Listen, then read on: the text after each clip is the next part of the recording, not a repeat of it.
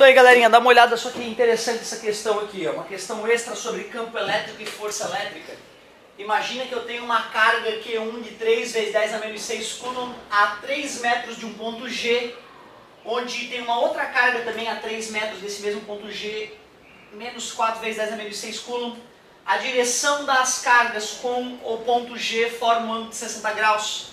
E eu faço duas perguntas. Primeiro, qual é o campo elétrico resultante no ponto G?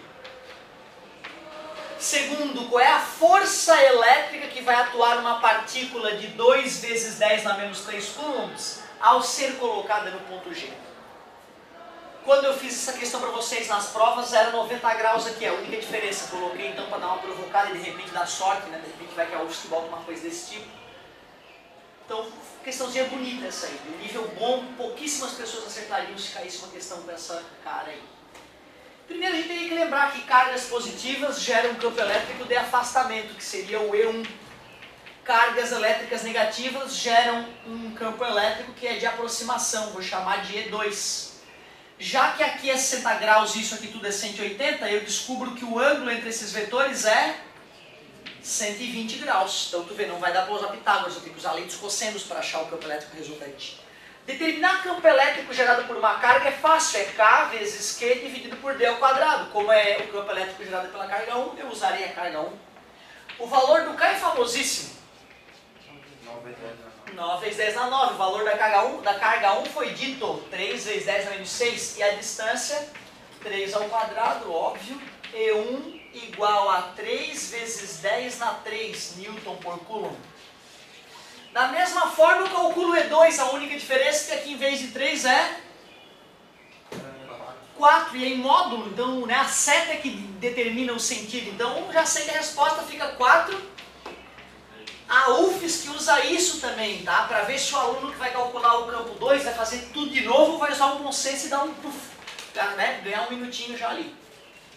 Agora vamos lá, né? A gente lá no começo do ano viu que para somar dois vetores, para calcular o vetor resultante, a gente faz V1 mais V2 ao quadrado, certo? Menos 2 vezes V1 vezes V2 vezes o cosseno de alfa.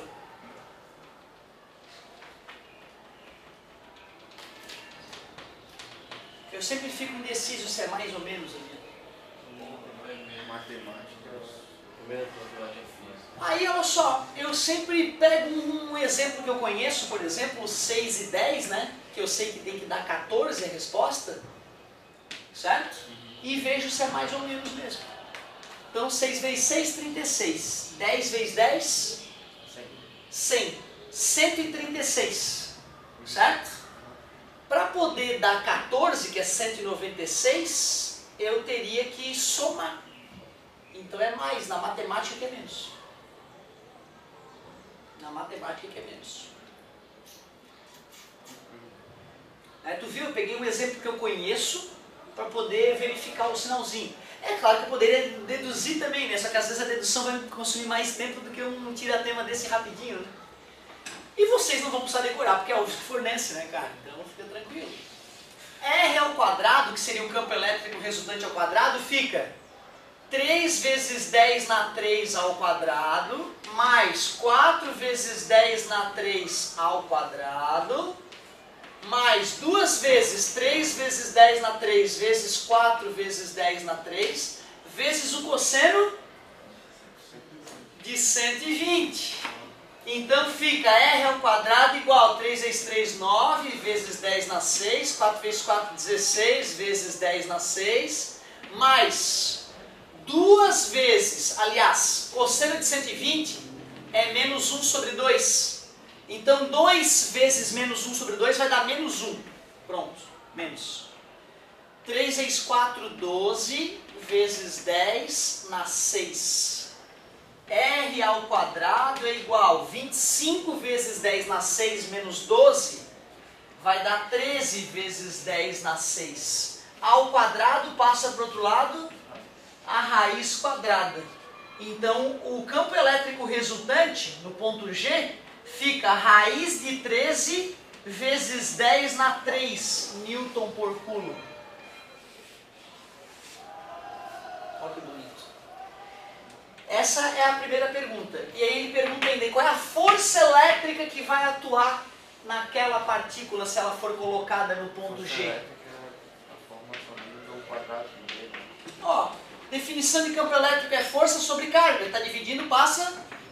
Força elétrica é pegar o campo e multiplicar pela carga. Simples assim. Quanto é que deu o campo naquela região? Raiz de 13 vezes 10 na 3. E quanto é que é a carga que foi colocada naquele ponto? 2 vezes 10 na menos 3. Corta 10 na 3 com 10 na menos 3. A força vai ser 2 raiz de 13 newtons. Certo? Então uma questãozinha para relembrar algumas coisas de campo elétrico, que já dei uma pimentada para tu lembrar que nem tudo é Pitágoras. Às vezes nós precisamos usar a lei dos cossenos, que nós pegamos emprestado dos triângulos aí na matemática. Muito bem. Ótima pedida de revisão. Vamos para a próxima.